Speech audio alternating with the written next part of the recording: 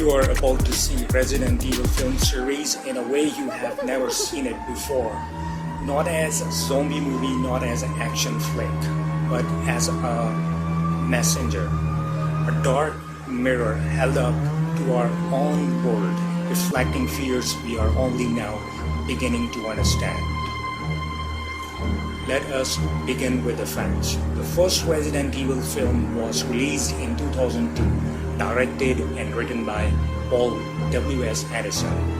Anderson went on to direct 4 of the 6 original films and served as a writer and producer on others.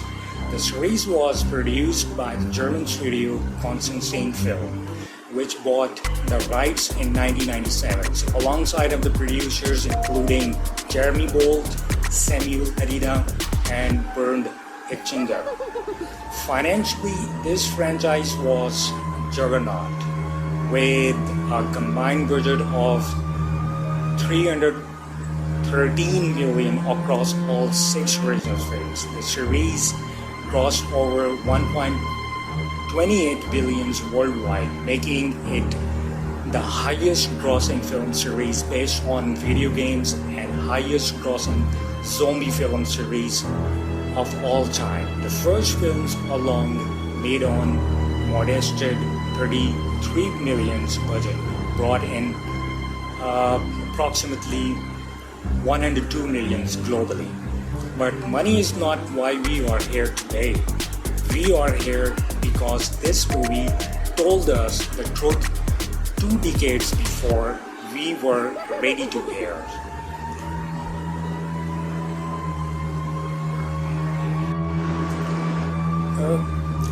At the heart of the franchise lies the Hive, a vast top-secret underground genetic research facility owned and operated by Umbrella corporations, buried deep beneath Raccoon City.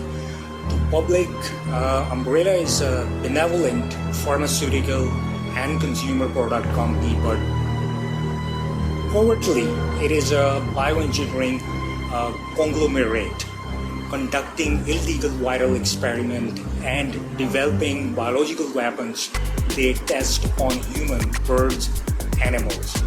All in the name of the creating perfect biological weapons. Their research is rooted in the progenitor virus, discovered from a rare West African flower which they cultivate to create the T virus. Their creations include liquor, nemesis, and countless other mutants, all born from the reckless DNA experimentations. But here is a psychological metaphor that makes this franchise so chilling. The Hive is not a just lab, it is a human subconscious. You may consider it a human decision. Think about it. The facility is buried deep underground, hidden from surface. World just like our darkest impulses is repressed memories and forbidden desires. Umbrella represent the corporate and political system that exploit this hidden part of human nature for profit and power. The T virus is not a merely pathogen. It is a metaphor for unchecked human ambition. The moment we experience too far and lose control over the very monster and we created. And then there is a Red Queen, the AI supercomputers that controls and monitor the Hive. She's a cold, logical, and utterly ruthless. When the T virus break out, she makes a terrifying calculations to contain inflections, and she must kill everyone innocent and guilty alike. She locks the door, release nerve gas, and execute her own creators without hesitation. But why? Because her programming prioritizes the missions over human life. That is the core horror of the franchise. Not zombies, not mutants, a machine that decide humanity is a problem. The umbrella corporations, the Hive, the T-Virus, the Red Queen, they are not just sci-fi tropes. They are mirror reflecting our own technology, arrogance, and moral blindness.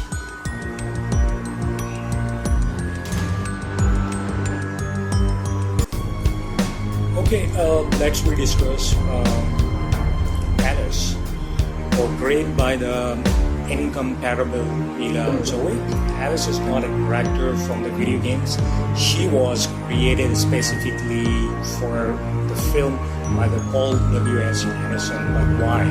Anderson has stated he has always been drawn to a female-led movies and wanted a strong female protagonist. But the deeper reason is more strategic. Creating Alice allowed the franchise to avoid restrictive video game storylines which could change due to the internal Capcom politics.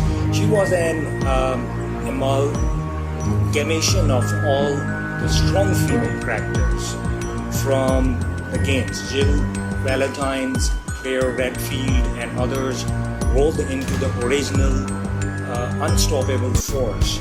Alice's purpose in the story is a profound. She begins as a security specialist with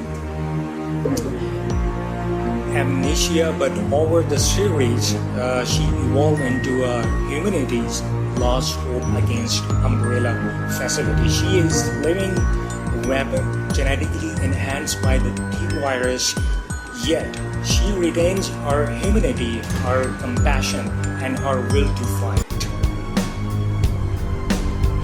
She represents the resilience of the human spirit against the cold, calculating system, whether they be corporations or artificial intelligence. Milla Jovovich is Alice. No other actors could have brought this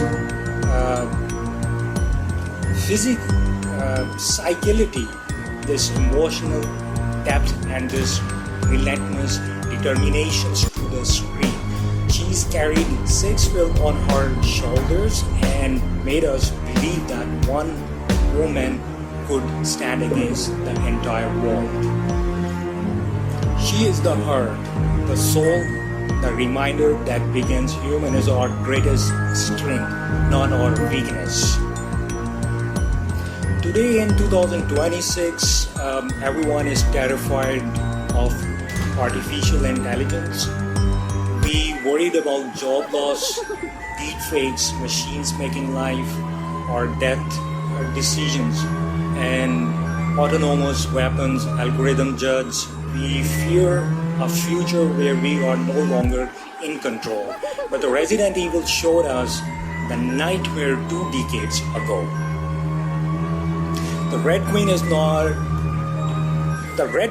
the most terrifying villain in the franchise, not because she is the monster, but because she is a machine that believes she is saving humanity by destroying it. She is good logic without conscience. She is efficiency without empathy.